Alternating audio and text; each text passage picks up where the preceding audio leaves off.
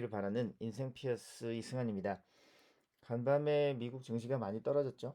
그래서 걱정하시는 분들도 계시겠습니다만 개별 종목 하시는 분들은 더욱 증시 살펴보기를 멈추기 어려우실 수 있고 또 반면에 포트폴리오나 인덱스 투자를 장기로 가져가신다 생각하시는 분들은 그에 비해 상대적으로 조금 더 마음이 편안하셨을 수 있겠습니다. 저희 피어슨 포트폴리오 역시 S&P 500의 그래프에 대비해서 조금 더 안정성을 띠고 있긴 하지만 요 동네에서 확 꺾여져서 요때쯤으로 한 타임머신을 타고 한 2년 정도 뒤로 성과가 돌아간 상황으로 보일 수 있습니다. 지금 보이는 그래프는 15년쯤 전에 일시납을 넣었을 경우에 일시납으로 1,000만 원을 넣었을 경우에 지금 얼마가 되었겠느냐에 대한 내용이죠. 중간중간 이렇게 떨어지는 상황이 있습니다. 만약에 이때 1,000만 원을 넣었었다면 S&P 500에 1,000만 원이 거의 절반이 됐을 수 있고 피어스원의 1,000만 원이 거의 원금이 됐을 수도 있는 거죠. 그래서 수익이 났다가 줄어드는 과정은 여기에도 있었고 또 요쯤에도 있었고 또 요쯤에도 있었고 그리고 지금도 있기는 합니다. 언제나 오르고 내리고를 반복하지만 그 폭이 조금 더 완만하게 그렇게 해서 우리가 간밤에 무슨 일이 생겼다 하더라도 걱정이 좀 덜 되고 또 그냥 꾸준히 믿고 시장의 성장성에 그냥 우리의 수익을 얹어서 데려갈 수 있다면 이라는 우리의 그 평범한 사람들의 희망이 반영된 수익을 낼 수 있는 포트폴리오, 그것이 피어스원 포트폴리오라고 저는 생각을 합니다. 자, 어쨌든 이렇게 일일비할 수 있는 일들이 생기긴 하지만 너무 걱정 않으셔도 되지 않겠는가 싶은 상황이고요. 간밤의 성과와 함께 내용을 좀 보겠습니다. 6월 10일, 미국 시간 6월 10일 날짜로 570일간 운영을 했는데 가중 수익률은 10%대, 연평균 수익률은 6%로 뚝 떨어졌습니다. 사실은 이게 12% 후반이어서 거의 12.8% 정도의 벤치마크를 한 지난 한 두 달 정도 전까지는 유지를 했었는데 요즘 계속 연일 내려만 가고 올라가지 않기 때문에 좀 떨어졌습니다만 그래도 회복 탄력성이 좋을 것이라 생각합니다. 근데 뭐 또 이 내용조차도 환율이 받쳐준 거죠. 환율이 이렇게 올라가 준 덕분에 지난주 대비 자산 가치의 하락이 굉장히 좀 적었다라고 볼 수 있습니다. 빠르게 어제 날짜 기준의 증시를 한번 체크해 보면 엄청나게 많이 떨어졌죠. 거의 5% 정도씩 떨어진 거예요. 그래서 다우존스는 4.58, S&P 500은 5.5, 나스닥은 5.6%의 하락이 S&P 500이 5.05% 이렇게 하락이 있었습니다.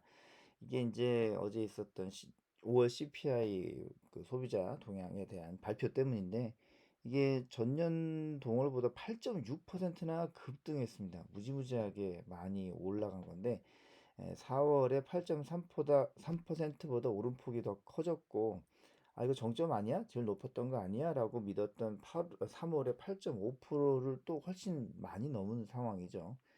이게 1981년 12월 이후의 기록이었다는데 뭐 갈아치운 거랍니다.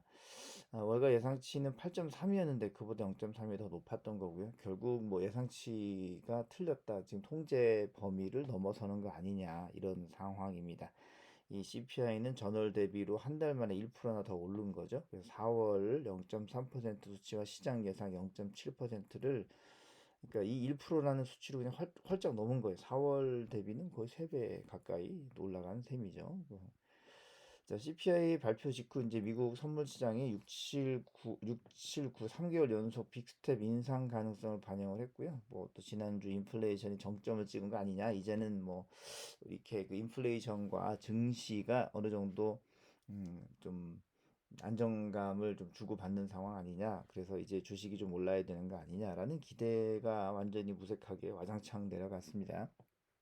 더군다나 이 정도면은 하느라고 했는데도 이 정도면 계속 금리를 올려야 되고 이러다 보면은 뭐 누가 주식 투자하냐 누가 뭐 돈 쓰겠냐 뭐 돈이 다 사라지면 미국 경제 어떻게 올라가느냐 이렇게 해서 경기 침체 가능성의 언급들이 여러 기관들 사이에 늘고 있는 거죠.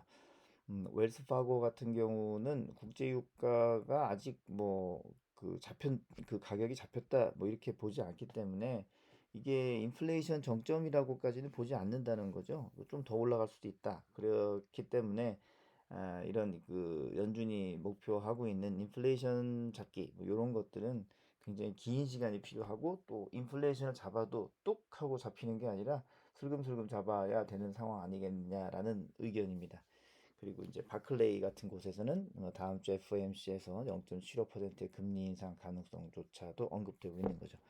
그러니까 증시에서는 이제 채권 금리가 이렇게 올라가니까 주식 투자 안 하고도 안정적인 그리고 계속 주식이 내려가는 상황이니까 채권 금리 높은 쪽으로 갈아타고 싶은 이런 마음이 계속 이제 순환해서 발생하면서 주식 시장에 금액이 많이 빠지고 심지어는 뭐 채권도 금리가 계속 이렇게 떨어지니까요. 채권도 그 할인율이 이제 높아진다는 것은 가격이 떨어진다는 거잖아요. 그래서 채권 펀드나 주식 펀드나 다 가격이 좀 내려가는 상황이라 현금이 제일 좋은 시절 아니냐라는 의견들이 대두가 되고 있습니다. 뭐 그렇더라도 돈 많으신 분들이나 기관들 입장에서는 떨어지면 싸지는 거니까 뭐 그러면 나 싸졌을 때 사면 되겠네 라는 굉장히 호재로 반응을 하신다는 것이죠. 드리고 싶은 말씀은 부자가 되었을 때 하는 행동은 부자가 되고 싶은 사람에게도 동일하게 적용되지 않을까 싶어요. 그래서 싸졌을 때 사는 것은 뭐 동일하게 부자나 안 부자나 같은 행동이 가능하지 않습니까? 그래서 너무 걱정 안 하셔도 되고 미국이 돈을 찍는 한 그리고 미국이 자국 기업을 보호하는 한 미국 증시는 올라갈 수밖에 없습니다. 그래서 이게 한 달이 되든 6개월이 되든 1년이 되든 저점이 있어도 꾸준히 담아서 가져가시면 반드시 그 보상은 있을 것이라 확신합니다.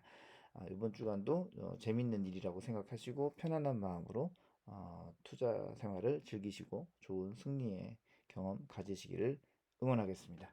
이상 2020년 6월 11일에 촬영하는 6월 10일자 피어스원 포트폴리오 리포트였습니다. 감사합니다. 다음 주에 뵙겠습니다.